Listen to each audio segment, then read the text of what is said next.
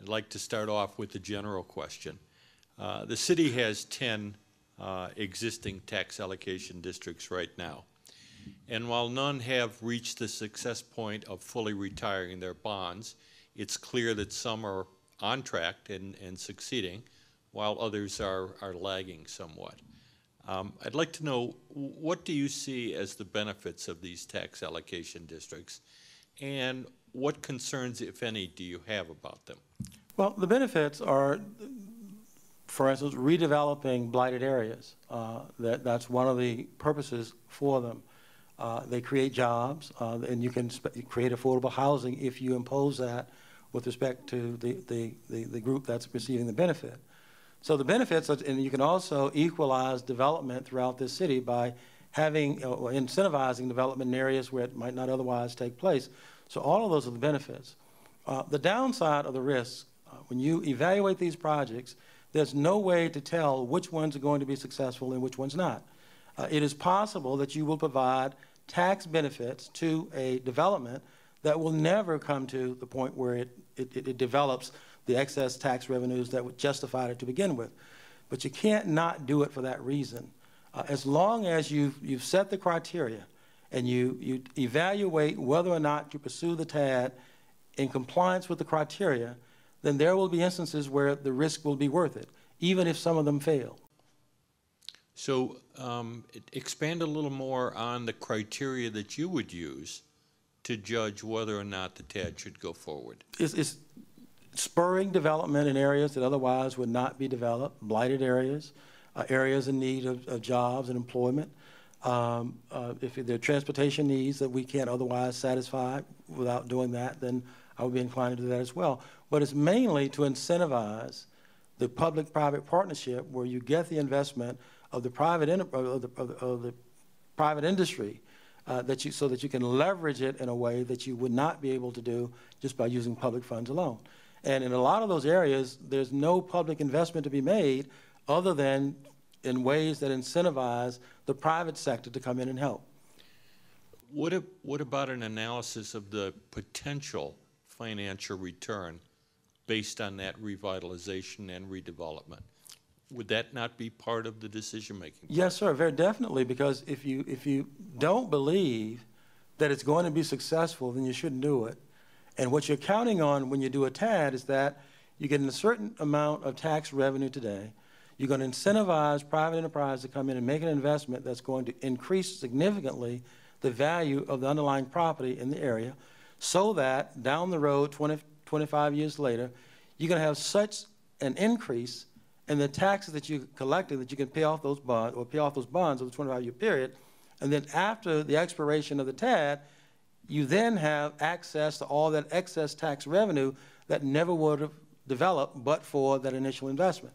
So you must always do the analysis to see what the projections are. And the projections must always suggest that you're going to get your money back and then this excess tax revenue after you pay off the bonds, or it doesn't make sense to do it. Thank you. I want to follow up with a couple of specific concerns that I hear in the community.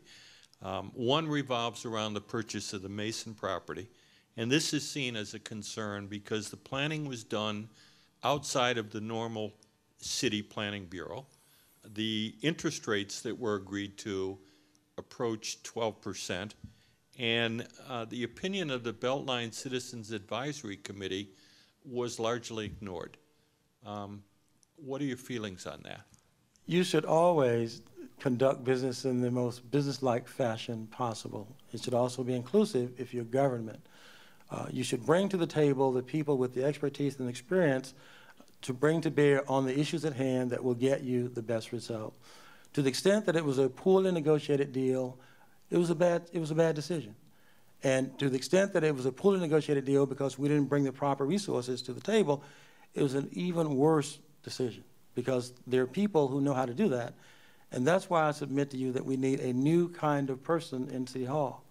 We need people who deal with these complicated financial business transactions on a daily basis, who make their livings doing that, so that when we get to the table, we can identify a good deal, we know the components, we can insist that they're on the table on our side, and that we don't close the deal until, in fact, we've assured ourselves of a good deal. Thank you. Another concern, there was TAD money spent to build a new fire station in the Atlantic Station TAD. And this was done at a time that the city was having problems staffing the existing stations and maintaining those stations. I'd be interested in hearing your thoughts on that decision. The coverage of fire stations, I would leave to, in terms of their locations, I'd leave to the experts in the field, the fire chief, for instance. If it's determined that, and it's been a while, as I understand it, since we've really done an assessment of whether or not we have fire stations where they ought to be. So to the extent that there's a practical decision made on the ground that we need a fire station in that location for appropriate coverage and to ensure the safety of the lives and property of the residents of the city, then it's the right thing to do. We ought to also have been able to afford to pay for it. And you can do that, you can make the investment on the bet that you will be able to do that. And I believe, and no, not believe, I know that when I'm mayor of this city, that we will have the resources to fund adequate fire protection. And to the extent that you need that station at Atlantic Station or any place else in the city, we will do the savings that are required with respect to current operations. We will find the new revenue sources that are required to the extent that that's not sufficient, and then we'll get the help we're going to get from the economy so that we can have a comprehensive, complete, and properly designed fire protection system. I leave it to the professionals as to whether or not the station should have been there. We should have been able to pay for it. I will pay for it. Your comments on revenue then lead me into the next question. With the recent 40+% increase in the millage rates, that's created a $6 million windfall in the 10 TADS that exist in the city right now. So I'd ask two-part question. Is that right? And if so, I mean, it's legal, but what's your feeling about that? And the second point is, how would you recommend that windfall be spent? It would depend on what it was designed for in the beginning, because when they design the TADs, they differ with respect to how it's to be spent. And so you would have to examine the specific cases to see what's being covered and to the extent that it is adequate in the present circumstance.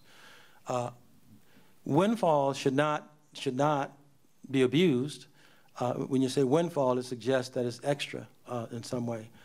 It should not be abused, and to the extent that it's being used for the purpose to implement the program, then I don't have any real objection to that. But I would still not be in favor of using it for some purpose other than to advance the interests of the TAD as determined by the criteria that allowed you to decide to do it in the first place. So if I understand correctly, you would be okay with them using it to retire the TAD bonds quicker? Because once you retire the TAD bonds, then the money comes, the incremental increase in value and taxes return to the city. Mm-hmm. And it would also be okay then to use it to fund pay-as-you-go projects with the mission of the TAD, correct? To the extent that there were projects that you had inadequate funding for to begin with, yes. Okay. I like the idea of retiring the bonds early and taking that tax revenue back to the city, that increased tax revenue back to the city. Okay. Let's talk about background growth then in these TADs, because there's a current debate between the Atlanta Public Schools over some $18 million in background growth that came out of the Beltline and the Perry Bolton TADs. Could you comment on that?